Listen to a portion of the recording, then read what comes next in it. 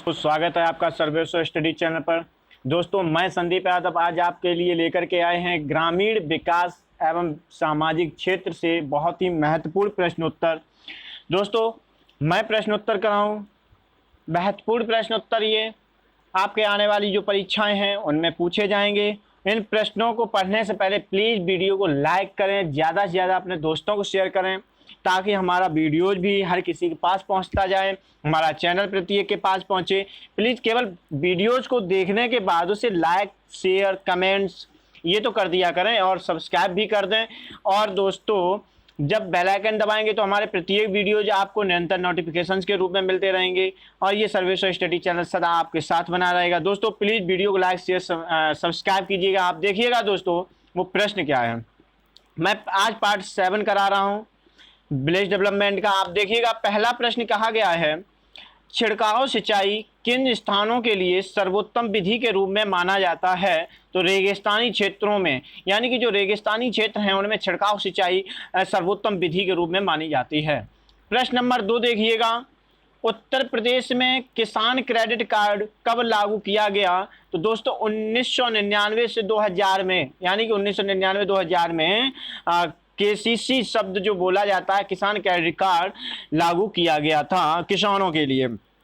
देखिएगा दोस्तों, ये बहुत ही इंपॉर्टेंट क्वेश्चन है, ये आए हुए क्वेश्चन है। मैं वही अभी करा रहा हूँ, उसके बाद मैं कुछ बुक्स से क्वेश्चंस कराऊंगा। अब देखिएगा दोस्तों, प्रश्न नंबर 3 क्या है, इंडियन इंस्टीट्यूट ऑफ पेट्रोलियम कहाँ स्थित है? दोस्तों देहरादून में स्थित है। कहाँ पर? देहरादून में। प्रश्न नंबर 4 देखिए क्या है, तिलहन प्रौद्योगिकी मिशन कब प्रारंभ किया गया? तो जो तिलहन प्रौद्योगिकी मिशन है वो 1986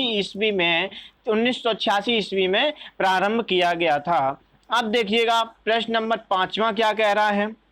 प्रश्न नंबर 5वां कह रहा है कि केंद्रीय आलू अनुसंधान संस्थान कहाँ पर स्थित है? तो दोस्तों जो केंद्रीय आलू अनुसंधान संस्थान है वो हमारा शिमला में स्थित है। कहाँ पर है? शिमला में। और इस केंद्रीय आलू अनुसंधान की स्थापना कब हुई थी? तो 1949 ईस्वी को हुई थी। कब हुई थी? 1949 ईस्वी को। अब देखिएगा प्रश्न नंबर 6वां क्या है। प्रश्न नंबर 6 कह रहा है, गोल क्रांति का संबंध किससे है? तो दोस्तों जो गोल क्रांति है वो आलू उत्पादन से संबंधित है। किससे? आलू उत्पादन से। आप देखिएगा यहाँ पे अगला प्रश्न क्या कहा गया है। अगला प्रश्न कहा गया है प्रश्न नंबर 7 कि गुलाबी क्रांति का संबंध किससे है? तो झींगा मछली के उत्पादन से गुलाबी क्रांति का संबंध है। कहीं कहीं ये भी कहा जाता है, जब कहीं कहीं का मतलब ये नहीं कि किसी एक क्षेत्र में, कभी कभी ऐसा प्रश्न भी आता है जहां झींगा मछली उत्पादन से शब्द ना दिया गया हो और उसमें लिखा हो गुलाबी क्रांति का संबंध किससे है। तो दोस्तों प्याज से भी कभी कभी गुलाबी क्रांति को संबोधित किया गया है। अब देखिएगा प्रश्न नंबर 8वां, केंद्रीय धान अनुसंधान कहां पर स्थित है? दोस्तों कटक उड़ीसा में। कहां पर? कटक उड़ीसा में केंद्रीय धान अनुसंधान स्थित है। और देखिएगा इससे 2-3 प्रश्न बन जाते हैं, उनको भी मैं करा रहा हूं। जैसे एक प्रश्न ये बन रहा है कि चावल का कटोरा किस राज्य को कहते हैं? मैंने चावल का कटोरा किस देश को कहते हैं ये नहीं पूछा, लेकिन चावल का कटोरा किस राज्य को कहते हैं? तो छत्तीसगढ़ राज्य को कहते हैं। और सबसे ज्यादा चावल उत्पादन में कौन सा राज्य आगे है? तो दोस्तों पश्चिम बंगाल, वेस्ट बंगाल सबसे आगे है। अब देखिएगा 9वां प्रश्न क्या है दोस्तों। 9वां प्रश्न कर रहा है, भारतीय लाख अनुसंधान संस्थान कहां पर स्थित है? लाख शब्द आया यहाँ पर, लाख रुपए की बात नहीं हो रही है। यहाँ पे लाख शब्द जो आता है वो रेशम जैसे, रेशम या रेशम से बनने वाली जो चीजें होती है लाख से जो बनाई जाती है उसके बारे में जो लाख शब्द आता है, प्यूपा से लाख बनता है और लाख से प्यूपा या जो भी है, ये सभी चीजें जो आती हैं, यानी कि लाख शब्द जो यहाँ पे लिया गया है भारतीय लाख अनुसंधान संस्थान, तो ये दोस्तों रांची में स्थित है और इसकी स्थापना 1925 ईस्वी में की गई थी। अब देखिएगा दोस्तों प्रश्न नंबर 10 क्या कह रहा है। प्रश्न नंबर 10 कह रहा है कि राष्ट्रीय सरसों अनुसंधान केंद्र कहां पर स्थित है? दोस्तों राष्ट्रीय सरसों अनुसंधान संस्थान कहां पर है? भरतपुर में स्थित है, भरतपुर में। अब देखिएगा दोस्तों 11वां प्रश्न क्या है, केंद्रीय तंबाकू अनुसंधान केंद्र कहाँ स्थित है? तो राजमुंद्री। ये राजमुंद्री कहाँ पर है? तो आंध्र प्रदेश में है। कहाँ पर? आंध्र प्रदेश में। और कब इसकी स्थापना की गई? तो दोस्तों 1947 ईस्वी में केंद्रीय तंबाकू अनुसंधान केंद्र बनाया गया था। समझ गए? यही प्रश्न आते हैं, सेम इसी तरह से प्रश्न आते हैं। और विलेज डेवलपमेंट में, ग्रामीण विकास में इन्हें पढ़िएगा अच्छे से, और इसी के अकॉर्डिंग कई प्रश्न बनते हैं भी हैं, उन्हीं प्रश्नों को भी आप पढ़िएगा। अब देखिएगा प्रश्न नंबर 12वां क्या है। प्रश्न नंबर 12वां कह रहा है कि भारतीय गन्ना अनुसंधान केंद्र कहाँ स्थित है। जो भारतीय गन्ना अनुसंधान केंद्र है वो लखनऊ में स्थित है। अब मैं आपको इसकी एक बात बता दूं, चीनी सबसे ज्यादा कहाँ उत्पादित होती है, चीनी उत्तर प्रदेश में उत्पादित होती है। तो भाई गन्ना जहां उत्पादित ज्यादा होगा वहां तो चीनी होगी ही होगी। तो गन्ना में हमारा उत्तर प्रदेश सर्वप्रथम यानी कि पहले स्थान पर है, और चीनी मिलें भी हमारे उत्तर प्रदेश में सबसे ज्यादा हैं। विश्व में सबसे ज्यादा चीनी मिलें हमारे उत्तर प्रदेश में ही देखी गई हैं, मतलब देखी क्या गई हैं। और यहीं पे बात आपको बता दूं, जो चीनी बनती है हमारे यहाँ वो गन्ने से बनती है, ना कि चुकंदर से। लेकिन चीनी का कटोरा किस देश को कहते हैं दोस्तों, ये आप कमेंट बॉक्स में उत्तर दें। आप देखिएगा दोस्तों, जो भारतीय गन्ना अनुसंधान संस्थान है वो कब स्थापना किया, मतलब इसकी स्थापना कब की गई, यानी कब ऐसे लगाया गया था, जो अनुसंधान केंद्र है कब बनाया गया था, तो 1952 ईस्वी में। ठीक है। अब देखिएगा 13वां प्रश्न क्या कह रहा है। 13वां प्रश्न कह रहा है कि उत्तर प्रदेश का गन्ना अनुसंधान केंद्र कहां पर है। तो अभी मैंने बताया था, जो मैंने 12वां प्रश्न किया वो केंद्रीय की बात हो रही थी, वो लखनऊ में है। अब उत्तर प्रदेश गन्ना अनुसंधान है, यानी कि उत्तर प्रदेश का भी अपना एक गन्ना अनुसंधान केंद्र है, वो हमारा कहां पर है, शाहजहांपुर। कहां पर है दोस्तों, शाहजहांपुर। ठीक है। अब देखिएगा अगला प्रश्न क्या है। यहां पर जो मैंने बताया था गन्ना अनुसंधान केंद्र के बारे में, तो इनमें दो प्रश्न बने। एक तो गन्ना अनुसंधान केंद्र है, केंद्रीय गन्ना अनुसंधान केंद्र, ये हमारा लखनऊ में, ये भी उत्तर प्रदेश में। और एक उत्तर प्रदेश का भी गन्ना अनुसंधान केंद्र है, जिसे हम स्टेट गन्ना अनुसंधान के रूप में बोलते भी हैं, तो ये हमारा शाहजहांपुर में। इनमें से कोई ना कोई एक प्रश्न जरूर आता है, और ज्यादातर लोग शाहजहांपुर ही लखनऊ करके चले आते हैं, क्योंकि वो भी लखनऊ जो है केंद्रीय हो चाहे फिर स्टेट हो, लोग लखनऊ करके चले आए, क्योंकि वो कहते हैं कि हमारे उत्तर प्रदेश में इसका मतलब यही होगा। लेकिन ऐसा नहीं है, उत्तर प्रदेश का कहां पर है, शाहजहांपुर में। अब देखिएगा यहाँ पे प्रश्न किया गया है कि एशिया की सबसे बड़ी चीनी मिल कहां स्थित है। तो ये खतौली यानी कि उत्तर प्रदेश में। समझ गए दोस्तों, एशिया की भी सबसे बड़ी चीनी मिल खतौली में है, उत्तर प्रदेश में, जो भी अपने राज्य में है। अब देखिएगा भारत की, यह प्रश्न किया जा सकता है कि भारत की सबसे पहली चीनी मिल कहां पर स्थापित की गई थी। तो प्रतापपुर में स्थापित की गई थी। और कब की गई थी, 1903 ईस्वी में। एशिया की सबसे पहली चीनी मिल तैयार की गई थी, मतलब स्थापित की गई थी 1903 ईस्वी में। 15वां प्रश्न देखिएगा दोस्तों, Indian institute of pulse research कहाँ स्थित है। प्लस का मतलब यहाँ पे पल्स से लिया जाता है, तो ये कहाँ पर है दोस्तों, कानपुर से। कहाँ पर है, कानपुर से। आप देखिएगा दालों की बात की गई थी, यहाँ पे दलहन संस्थान भी है कानपुर में। आप देखिएगा यहाँ पे 16वां प्रश्न क्या कहा गया है। 16वां प्रश्न कह रहा है कि भारत में प्रथम कृषि विश्वविद्यालय कौन सा है। भारत में प्रथम कृषि विश्वविद्यालय कौन सा है। तो दोस्तों पंतनगर कृषि विश्वविद्यालय, पंतनगर कृषि विश्वविद्यालय, ये पहले उत्तर प्रदेश में हुआ करता था। इसकी स्थापना 7 नवंबर 1960 में हुई थी। इसकी स्थापना 7 नवंबर 1960 में हुई थी। लेकिन ये जो पंतनगर कृषि विश्वविद्यालय है ये पहले हमारे उत्तर प्रदेश में होता था, लेकिन अब जब से उत्तर प्रदेश से उत्तराखंड काटकर बना दिया गया, यानी कि उत्तर पृथक करके बना दिया गया था उत्तराखंड, तो जब अब पंतनगर जो है वो हमारे उत्तराखंड राज्य में पहुंच गया है। ठीक है दोस्तों।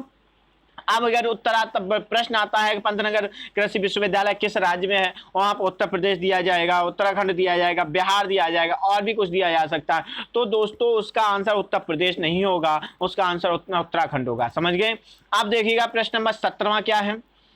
भारत में हरित क्रांति का नाम किसने दिया। ये प्रश्न बहुत ही इंपॉर्टेंट है, बहुत ही इंपॉर्टेंट, क्योंकि भारत में ये तो पता है कि हरित क्रांति की शुरुआत कब हुई, किसने की, ये तो हम अभी और बता दें। लेकिन जो प्रश्न ये आता है कि भारत में जो हरित क्रांति हुई थी इसका नाम किसने दिया। कहने का अर्थ, आपने किसी चीज को, यानी कि खेती करते होगे तो खेती में कोई अनाज बोया, किसी समय आपने मान लो उस अनाज को 3 कुंतल बीघे के हिसाब से या 4 कुंतल बीघे के हिसाब से काटा था। मान लो वही किसी कारणवश नहीं, बल्कि एक क्रांति के कारणवश, एक क्रांति, ऐसी बूम आ गई, बूम का मतलब होता है क्रांति हो गई, ऐसी क्रांति हुई कि आपने वही फसल एक दो साल बाद इतनी काटी, यानी कि जो तुम 3 कुंतल बीघे काट रहे थे या 4 कुंतल बीघे काट रहे, वो आपने कम से कम 7 से 8 कुंतल बीघे काटी, यानी कि 2.5 से 3 गुना, 2.5 से 3 गुने के करीब बढ़ोतरी हो गई आपके क्रांति के रूप में। यानी कि जब आपका अनाज 2.5 से 3 कुंतल बढ़ के आया, तो आप तो नहीं जानते इसको क्या कहते हैं, क्योंकि आप तो कहते हो कि बहुत अच्छा हुआ कि मेरा मतलब मेरा अनाज बहुत बढ़ गया। आपने देखा कि अगली साल भी यही काम हुआ, फिर देखा कि तीसरी साल भी यही काम हुआ, चौथी साल, जैसे ही तुमने देखा कि 4-5 साल हो गए, तो इसका मतलब आप तो नहीं समझे कि क्या हो गया। लेकिन एक वैज्ञानिक थे, अमेरिकी वैज्ञानिक, उन्होंने यही काम देखा कि उसके यहाँ पर बूम आ गई है, किसकी, एक क्रांति हुई है फसलों में। तो उन्होंने उस फसल क्रांति को क्या कह दिया, हरित क्रांति नाम दे दिया। सर्वप्रथम थे विलियम गार्ड। ये विलियम गार्ड अमेरिकी वैज्ञानिक थे। कौन थे दोस्तों, अमेरिकी कृषि वैज्ञानिक थे। आप समझ गए। यहाँ पे अब प्रश्न नंबर 18वां देखिएगा, हरित क्रांति से जो भी प्रश्न बने मैं आपको करा रहा था। 18वां प्रश्न था, भारत में हरित क्रांति की शुरुआत कब से हुई। तो भारत में 1966 से हुई। कब से हुई दोस्तों, 1966 से। लेकिन यहाँ पे आपको एक बात बता दूं, जो हरित क्रांति हुई थी वो किन लोगों ने की थी दोस्तों, एम.एस. स्वामीनाथन ने तो शुरुआत की ही थी, लेकिन लाल बहादुर शास्त्री उस समय प्रधानमंत्री थे, उन्होंने इनका पूरा सहयोग दिया था। लाल बहादुर शास्त्री ने जब उस समय 1966 के करीब चाइना से या पाकिस्तान से 1965 में वॉर हुआ था, 1965 में पाकिस्तान से युद्ध हुआ था। उस समय अमेरिका पाकिस्तान का साथ दे रहा था और उसने एक बात कही थी। उसने बात में ये कहा था कि मैं भारत देश को गेहूं देना बंद कर दूंगा, यानी कि भूखों मार दूंगा। ये बात जब लाल बहादुर शास्त्री उस समय प्रधानमंत्री तो उनके कानों में पहुंची, तो उन्होंने एक बात कही, अपने बेटर को बुलाया, यानी कि अपने काम वाले को बुलाया जो उनका खाना बनाता था। उन्होंने एक बात कही कि आप मेरा एक वक्त का खाना बनाएं, मैं तब तक एक वक्त खाना खाऊंगा जब तक कि मैं पूरे भारत देशवासियों को 4 वक्त का खाना ना दे दूं। ये हमारी महानता थी, हमारे लाल बहादुर शास्त्री जी की। बहुत ही महान थे, अच्छे थे। तो हरित क्रांति में एम.एस. स्वामीनाथन के साथ लाल बहादुर शास्त्री को भी गिना जाता है, और इन्हीं के कारण हरित क्रांति इतनी फली और फूलती रही। कहने का अर्थ ये हुआ, हरित क्रांति से एक मैक्सिको, यानी कि जो दक्षिणी अमेरिका का एक देश है मैक्सिको, वहां से एक गेहूं आया था जिसका नाम भी मैक्सिको रखा गया, मैक्सिको गेहूं। तो दोस्तों जो गेहूं की यहाँ पे पैदावार हुई, काफी गुना पैदावार हुई, यानी कि उससे 1.5 से 2 गुना। समझ गए दोस्तों। यानी कि जब आप 1 बीघे जमीन पर 1 कुंतल कमाते थे, उसका मान लो, समझ गए दोस्तों, उस समय क्या हुआ, आज के समय में कुछ उसका पार्ट बढ़ गया, पार्ट का मतलब क्षेत्रफल बढ़ गया, यानी कि 1 से 5 मान लो क्षेत्रफल बढ़ गया। तो जब 5 गुना क्षेत्रफल बढ़ा, परंतु 5 गुने से 13.5 गुना, बात समझिएगा दोस्तों, 5 गुने में भी 13.5 गुना क्या निकल रहा है आपका, गेहूं मतलब बढ़ा था। गेहूं की पैदावार, यानी कि गेहूं में सबसे ज्यादा क्रांति आई। किसकी आई, गेहूं की सबसे ज्यादा क्रांति हुई। दूसरे नंबर पर उसमें खाद्य फसल थी हमारी चावल। अब देखिएगा प्रश्न नंबर 19वां क्या है। प्रश्न नंबर 19वां है, अंतरराष्ट्रीय गेहूं अनुसंधान संस्थान कहाँ स्थित है। यह प्रश्न भी इंपॉर्टेंट प्रश्न है, क्योंकि हम सब भारत और उत्तर प्रदेश जैसे राष्ट्रीय और राज्य के जो अनुसंधान के संस्थान हैं उनको तो हम पढ़ लेते हैं, लेकिन इन्हें नहीं पढ़ते, अंतर्राष्ट्रीय संस्थानों को। लेकिन उन्हें भी पढ़ना चाहिए। जैसे कि मैं करा रहा हूँ, अंतर्राष्ट्रीय गेहूं अनुसंधान संस्थान कहाँ स्थित है, तो सिमिट। ये सिमिट कहाँ है, मैक्सिको का एक मतलब राज्य है सिमिट में अंतर्राष्ट्रीय गेहूं अनुसंधान संस्थान है। देखिएगा दोस्तों, आज के लिए इतना ही। प्लीज़ वीडियो को लाइक करें, वीडियोस को ज़्यादा से ज़्यादा अपने दोस्तों को शेयर करें। इस सर्वेश्वर स्टडी चैनल को से आप पढ़िएगा, और ये सर्वेश्वर स्टडी चैनल सदा आपका साथ देता रहेगा, आपके भविष्य में आपके काम आता रहेगा। और दोस्तों, इस सर्वेश्वर स्टडी चैनल के माध्यम से आप जॉब भी प्राप्त कीजिएगा। और आपसे बारंबार यही कहूँगा, प्लीज़ वीडियो को लाइक करें, ज़्यादा से ज़्यादा अपने दोस्तों को शेयर करें, और बेल आइकन को प्रेस करें, सब्सक्राइब भी कीजिए। और मैं सर्वेश्वर स्टडी चैनल का संस्थापक हूँ संदीप यादव। ठीक है दोस्तों, आज के लिए इतना ही। अब देखते हैं, शाम के समय मिलते हैं। विलेज डेवलपमेंट का मैंने अभी वीडियो बना दिया था।